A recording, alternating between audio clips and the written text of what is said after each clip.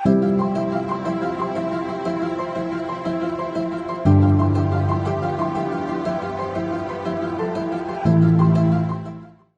Ibu. Nah, pagi ini Bapak Ibu saya akan mengajak kita untuk merenungkan satu tema, yaitu Tuhan yang mencukupkan. Ya, Tuhan yang mencukupkan. Nah, Bapak Ibu, setiap manusia itu pasti punya kebutuhan. Betul ya? Setiap kita pasti punya kebutuhan. Ada seorang yang bernama Maslow. Dia membagi kebutuhan manusia itu ada 5. Ya, ada 5 kebutuhan manusia. Nah, kebutuhan yang paling mendasar itu adalah kebutuhan fisik. Itu yang pertama.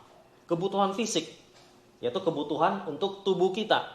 Kita butuh makanan, kita butuh pakaian, kita butuh tempat tinggal. Kalau bahasa dasarnya biasanya disebut sandang, pangan, dan papan. Ya, kalau di Indonesia kayak menyebut itu. Itu kebutuhan paling dasar. Lalu setelah itu Bapak Ibu ada kebutuhan yang kedua setelah yang pertama ini terpenuhi. Yang kedua adalah kebutuhan akan rasa aman. Ya, kebutuhan rasa nyaman. Dari rasa takut, khawatir, ya teror, banyak hal. Kebutuhan akan rasa aman, rasa nyaman Bapak Ibu. Ya. Lalu kemudian yang ketiga, setelah yang pertama dan yang kedua ini terpenuhi, ada yang ketiga lagi, yaitu kebutuhan dicintai, mencintai. Ya, kebutuhan untuk dimiliki dan memiliki. Ya, kebutuhan untuk menjadi bagian dari sesuatu, komunitas bersama dengan orang lain. Nah, ini Bapak Ibu yang ketiga. Lalu kemudian ada kebutuhan yang keempat. Setelah yang 1, 2, ketiga, ada yang kebutuhan yang keempat. Yaitu kebutuhan untuk kebutuhan mendapat penghargaan. Ya, kebutuhan untuk diapresiasi. Ya, kebutuhan untuk merasa berharga, menjadi terkenal, populer. Ini berbicara soal kekuasaan, pengaruh, popularitas. Lalu Bapak Ibu, ini kebutuhan yang terakhir. Setelah 1, 2, 3, dan 4. Nah, kebutuhan yang terakhir adalah kebutuhan untuk mengaktualisasi diri. Kebutuhan untuk mengekspresikan diri kita sendiri. Jadi Bapak Ibu, ini kebutuhan manusia yang paling mendasar. Ya, kebutuhan manusia yang paling mendasar. Yang saya percaya setiap kita ini berusaha mencari ini semua. Paling tidak yang pertama, kebutuhan fisik. Lalu Bapak Ibu, apa bedanya kebutuhan dengan keinginan? Ya, kebutuhan kita dengan keinginan. Apakah sama? Kalau tadi kebutuhan itu setiap manusia perlu itu. Tapi ada juga yang namanya manusia itu pasti punya keinginan. Ya, pasti punya keinginan. Kalau bahasa Inggrisnya bisa disebut need, yang satu lagi desire. Ya, orang punya keinginan, orang punya kebutuhan need, ada lagi orang punya keinginan, desire, nafsu. Apa bedanya Bapak Ibu?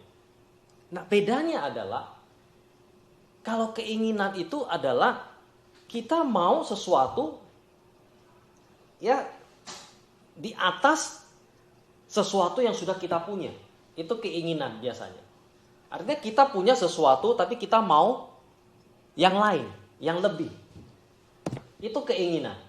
Beda dengan kebutuhan. Nah, keinginan itu misalnya saya sudah punya mobil, tapi saya lihat orang lain punya mobil yang lebih bagus. Saya ingin punya mobil yang lebih bagus.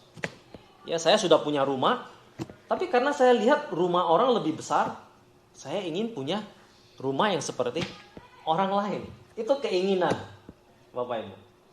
Jadi Bapak Ibu, kadang kebutuhan dan keinginan ini sulit untuk kita bedakan. Satu kali ada orang yang berdoa, dia belum punya mobil. Dia berdoa kepada Tuhan, Tuhan, beri saya mobil. Ya, saya butuh mobil, sekalipun mobil yang kecil nggak apa-apa. Beri saya mobil, saya butuh mobil. Setelah dia dapat mobil, dia berdoa lagi setelah dapat mobil. Tuhan, saya mau mobil yang lebih besar. Saya mau mobil yang lebih bagus. Nah, Bapak Ibu, itu keinginan. Ya, itu keinginan. Nah, Bapak Ibu, oleh karena keinginan itulah seringkali hidup kita ini menjadi apa? Susah. Alkitab berkata oleh karena banyak keinginan, manusia apa? Menyusahkan dirinya. Itu dalam hal uang misalnya. Ya karena apa? Karena kita menjadi tamak. Sudah punya tapi kita ingin punya lebih lagi dan lebih lagi. Itu sebabnya apa? Karena kita membandingkan dan melihat orang lain seperti itu. Nah Bapak Ibu, pagi ini saya mau mengajak kita untuk merenungkan. Ya bahwa kita sebagai manusia, kita perlu belajar untuk mencukupkan diri kita. Ya untuk perlu merasa cukup Bapak Ibu. Karena kalau tidak, di dalam hidup kita Bapak Ibu, ya kita selalu akan merasa susah, selalu merasa kurang. Dan akibatnya apa? Kita sulit untuk mengucap syukur. Ya sulit untuk mengucap syukur. Nah Bapak Ibu, saya ajak kita untuk membaca pagi ini dari firman Tuhan. Dari Alkitab kita, dari kitab Filipi pasal 4. Ya kitab Filipi pasal 4 ayat 10 sampai ayat yang ke-13. Kitab Filipi pasal 4 ayat 10 sampai ayat yang ke-13. Filipi pasal 4 ayat 10 sampai ayat yang ke-13. Saya akan membacakannya buat Bapak Ibu semua. Filipi pasal 4 ayat 10 sampai ayat yang 13. Aku sangat bersukacita dalam Tuhan bahwa akhirnya pikiranmu dan perasaanmu bertumbuh kembali untuk aku. Memang selalu ada perhatianmu, tetapi tidak ada kesempatan bagimu. Kukatakan ini bukanlah karena kekurangan, sebab aku telah belajar mencukupkan diri dalam segala keadaan. Aku tahu apa itu kekurangan, dan aku tahu apa itu kelimpahan. Dalam segala hal dan dalam segala perkara, tidak ada sesuatu yang merupakan rahasia bagiku. Baik di dalam hal kenyang maupun dalam hal kelaparan, baik dalam hal kelimpahan maupun dalam hal kekurangan. Segala perkara dapat kutanggung di dalam Dia yang memberi kekuatan kepadaku. Nah, Bapak Ibu, ini bagian firman Tuhan yang saya pikir, ya saya percaya mungkin ada di antara kita yang sudah sering mendengarnya. Satu ayat firman Tuhan yang terkenal, yang senantiasa dikutip oleh banyak orang, terutama ayat ke-13. Segala perkara dapat kutanggung di dalam Dia yang memberi kekuatan kepadaku. Nah Bapak Ibu, konteks ayat ini berbicara tentang kehidupan Rasul Paulus yang bukan hanya menghadapi masa yang suka atau menyenangkan, tapi Paulus juga mengalami masa-masa yang mendukakan, ya masa-masa yang susah Bapak Ibu. Dan ini kalau kita lihat judul perikopnya itu bicara soal terima kasih atas pemberian jemaat. Ya. Jadi Paulus itu dia mengucapkan syukur dan terima kasih kepada jemaat di Filipi yang sudah memberi yang persembahan atau menolong dia secara keuangan. Ya karena pelayanan Paulus itu kan dia berpindah-pindah ke berbagai tempat. Dan di dalam pelayanan dia itu tentu dia mengalami banyak kesulitan. Bukan hanya kesulitan keuangan, tetapi juga terutama kesulitan di dalam hal apa? Ancaman. Kita kalau baca cerita Paulus itu di Kisah Rasul, ya dan juga di beberapa suratnya yang lain, Paulus itu dianiaya, dia dipukuli, diusir, diejek, ya bahkan dimaki-maki, bahkan pernah dia naik kapal itu dia hampir tenggelam dan sebagainya. Banyak kesulitan, banyak masalah yang dihadapi oleh Rasul Paulus.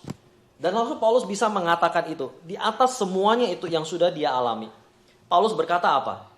Aku telah belajar mencukupkan diri dalam segala keadaan. Aku tahu apa itu kekurangan dan aku tahu apa itu kelimpahan. Dan dalam semuanya itu, di dalam segala perkara, tidak ada sesuatu pun yang merupakan rahasia bagiku. Dia sudah mengalami semuanya itu. Dan di atas apa yang semua dia alami itu, Paulus berkata apa? Dia bisa tetap mengucap syukur. Karena apa? Karena dia merasa cukup. Dia belajar mencukupkan diri. Sekalipun yang dia alami itu tidak menyenangkan, tidak mengenakkan Bapak Ibu. Dan Bapak Ibu kalau kita ingat ada satu bagian di kitab 2 Korintus pasal 9. Paulus itu berkata kepada di surat itu. Paulus itu berkata bahwa di dalam dirinya itu ada sebuah duri dalam daging. Pernah ya dengar? Ya Paulus berkata dia sudah berdoa kepada Tuhan berkali-kali supaya Tuhan itu mengambil duri yang ada di dalam dagingnya. Tapi Tuhan bilang apa? Anugerahku cukup bagimu. Anugerahku cukup bagimu. Seorang Paulus, rasul yang dipakai Tuhan luar biasa. Tapi dia mengalami satu, orang bilang, banyak penafsir berkata itu adalah penyakit dalam dirinya. Ada satu penyakit. Dan dia berdoa kepada Tuhan supaya penyakitnya itu Tuhan ambil saja. Tapi Tuhan bilang apa? Anugerahku cukup bagimu. Dan Tuhan berkata, ketika kamu lemah, kamu kuat. Gitu. Artinya apa? Ketika kita lemah, justru anugerah Tuhan itu nyata bagi kita. Karena ketika kita lemah, itu justru membuat kita ini datang kepada Tuhan, justru membuat kita ini bisa merasakan kebutuhan kita akan pertolongan Tuhan. Ya, ketika aku lemah, aku menjadi kuat. Karena apa? Karena Tuhan hadir di sana. Karena Tuhan ada di sana. Nah, Bapak Ibu, ini seorang Rasul Paulus belajar mencukupkan dirinya di dalam segala keadaan. Di dalam segala situasi apapun yang dia hadapi. Paulus bisa tetap mengucap syukur. Karena apa? Karena dia belajar mencukupkan dirinya. Dan bagaimana dia belajar mencukupkan dirinya? Karena dia melihat kepada Tuhan. Karena bagi dia, apapun yang dia miliki itu bisa hilang. Hartanya, ya pengetahuannya. Bapak Ibu, Paulus ini seorang yang pintar. Sebelum dia menjadi orang Kristen, dia seorang yang terpelajar, ilmunya tinggi, tentu dia juga punya kedudukan yang tinggi. Mungkin juga hartanya banyak. Tetapi apa? Bagi dia, ketika dia mengikut Tuhan, ketika dia menjadi seorang rasul, justru apa yang dia miliki itu, dia bilang apa? Dia anggap itu sebagai sampah. Dia tinggalkan itu. Bapak Ibu, dia bisa berkata seperti itu. Karena apa? Karena bagi dia, Tuhan itu cukup bagi dia. Bagi dia mengikut Tuhan itu cukup bagi dia. Nah Bapak Ibu, bagaimana dengan kita? Dalam situasi yang kita hadapi. Tentu kita tidak harus seperti Paulus meninggalkan semuanya demi Tuhan. Tidak, tapi Bapak Ibu, apa yang kita miliki saat ini, itu semuanya juga tidak bisa kita bawa bersama dengan kita nanti, kan begitu, sampai selama-lamanya. Ya, mau keluarga kita, orang tua kita, pasangan kita, anak-anak kita, apalagi harta kita. Itu suatu saat itu akan kita tinggalkan Bapak Ibu. Itu semua tidak bisa kita bawa. Ada seorang yang paling kaya di Amerika pada zamannya, kalau Bapak Ibu pernah dengar namanya Rockefeller, raja minyak katanya. Pengusaha minyak atau saya lupa, Rockefeller. Mungkin bukan minyak itu Getty. Ya. Rockefeller ini seorang yang kaya. Jadi suatu kali setelah dia meninggal, ada orang bertanya sama temannya atau asistennya, berapa banyak harta yang Rockefeller ini tinggalkan? Berapa banyak harta yang dia tinggalkan? Lalu orang ini menjawab, ya dia meninggalkan semua harta yang dia miliki. Ya berapa banyak harta yang dia tinggalkan? Ya orangnya jawab, ya dia tinggalkan semua harta yang dia miliki. Artinya apa? Artinya mau sekaya apapun dia, harta itu tidak bisa dia bawa bersama dengan dia. Karena apa? Karena kita semua juga akan meninggal. Dan kita akan meninggalkan semuanya itu. Termasuk orang-orang di sekitar kita yang kita kasihi. Nah jadi Bapak Ibu, kita perlu belajar mencukupkan diri di dalam Tuhan. Itu poinnya. Ya, kita perlu belajar mencukupkan diri kita di dalam Tuhan. Karena segala sesuatu yang kita punya di dalam hidup ini, itu bisa hilang. Kesehatan kita juga bisa hilang. Hari ini kita sehat, bisa-bisa besok kita sakit. Kita nggak tahu waktu kita. Yang hari ini masih bisa lari-lari, tiba-tiba besok sudah nggak bisa jalan. Kesehatan kita bisa hilang. Termasuk hidup kita. Apalagi harta kita yang kita miliki. Kalau kita terlalu berpegang dengan itu, dan ketika itu tidak ada lagi, terus bagaimana? Banyak orang hidupnya langsung menjadi hancur, sedih, kecewa terus-menerus. Ya, dengan virus corona ini misalnya kan, tiba-tiba sakit, kena, ada yang sembuh, puji Tuhan. Ada yang nggak sembuh, bahkan mati. Ya, apalagi di Korea sekarang lagi musim hujan, terjadi banjir. Di daerah Busan, di daerah Daejeon ya, selama minggu ini ada tidak banyak memang, tapi ada beberapa orang kehilangan rumah, kehilangan mobil, ya banyak mobil saya lihat di TV atau di internet saya baca, wah mobilnya tenggelam. Baru kali ini saya lihat di Korea bisa seperti itu. Itu biasanya terjadi di Indonesia. Ya, tapi di Korea bisa juga. Wah, tentu hatinya pasti sedih sekali. Nah, Bapak Ibu dikasihi Tuhan, kita perlu mencukupkan diri kita di dalam Tuhan. Satu kali di satu negara di daerah yang bernama Tobago. Satu kali ada orang yang berkunjung ke sana. Nah, Bapak Ibu, di sana itu ada satu komunitas orang-orang yang sakit kusta. Masih ingat orang yang sakit kusta itu seperti apa? Ya, orang yang sakit kusta itu kan satu masalah di kulit, ya, sehingga membuat tubuh itu menjadi rusak. Kadang mata, telinga, atau bentuk-bentuk badannya itu menjadi tidak utuh lagi.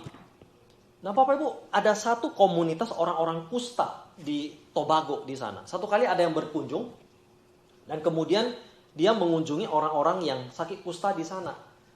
Lalu kemudian orang ini dia bertanya kepada orang-orang yang sakit kusta ini.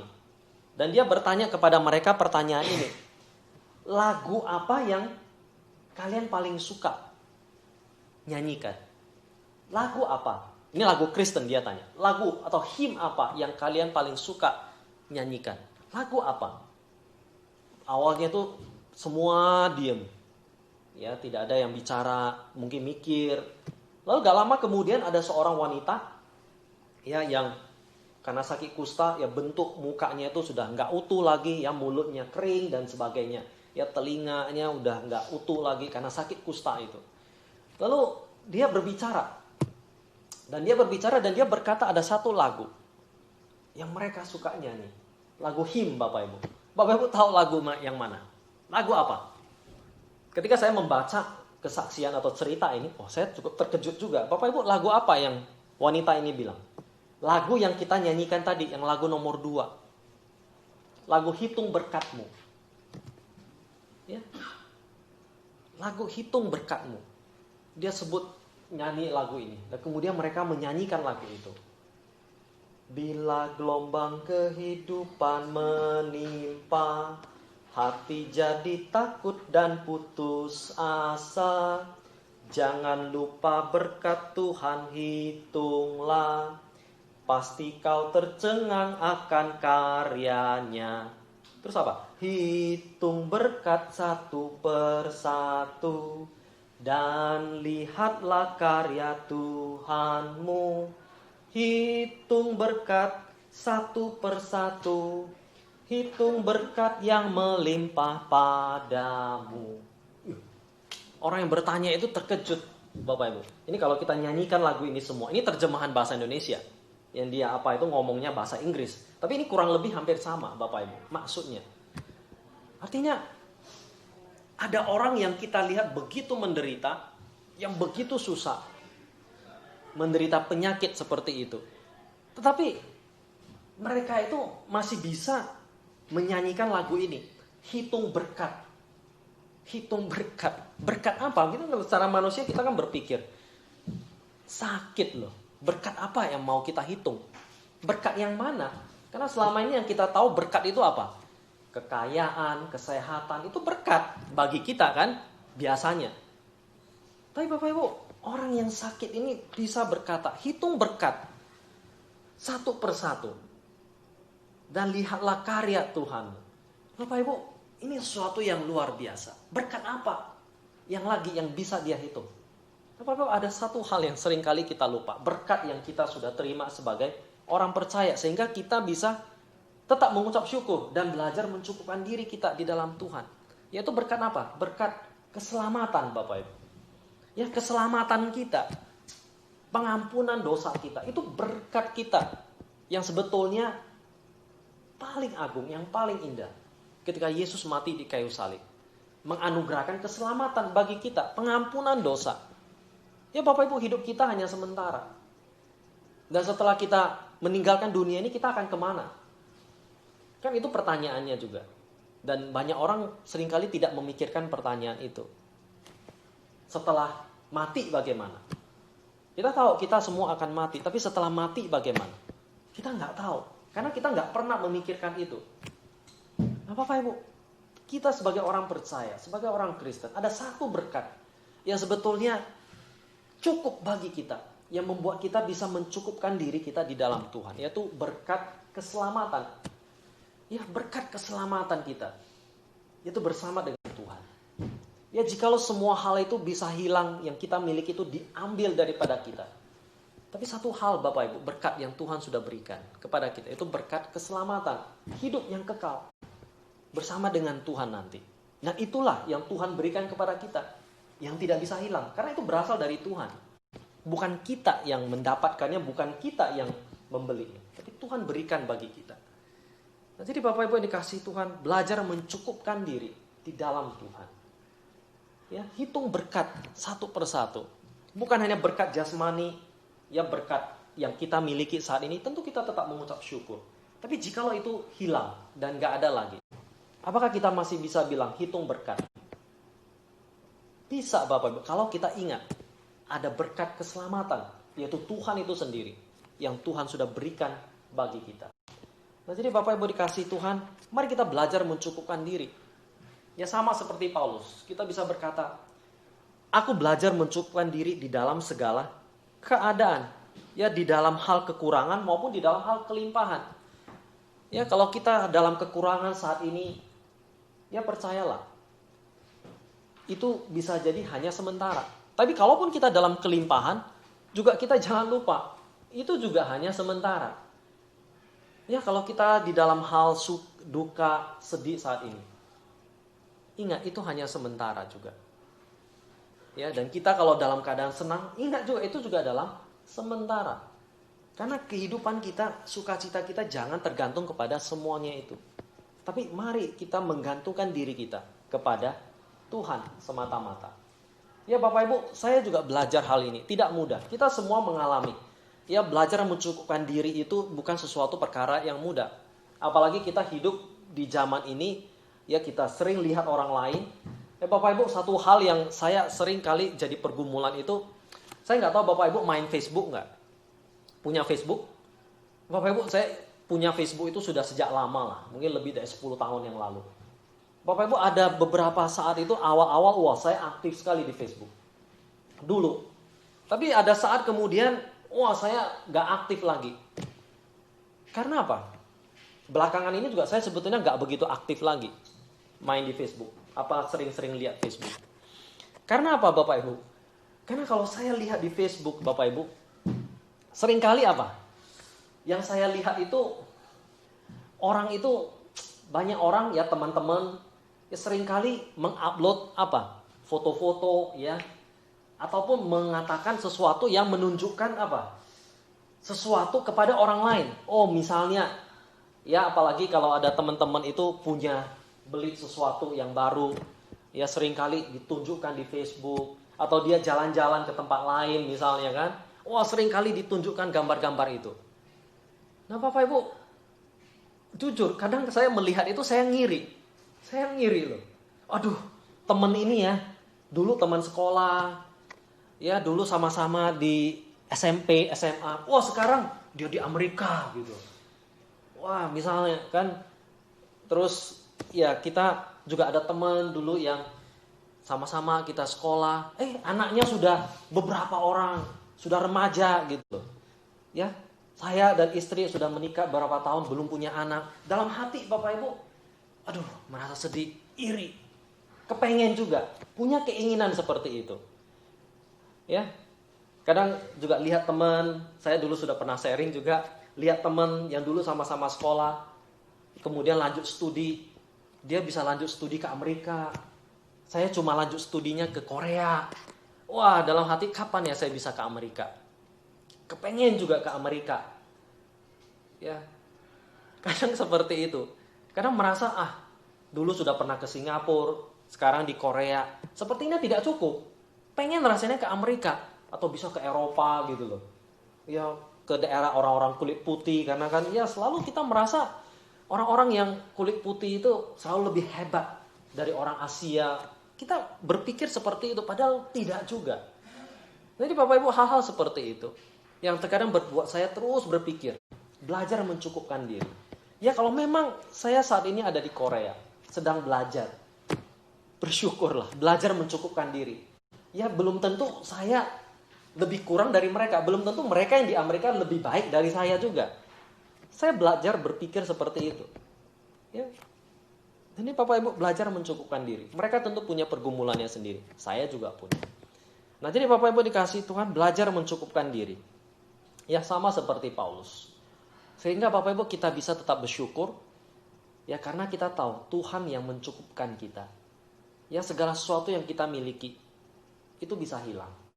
Ya, Bapak Ibu, hal yang menjadi kebanggaan saya itu ya hal yang mungkin yang saya miliki, yang bisa saya banggakan mungkin selama ini itu buku-buku Bapak Ibu.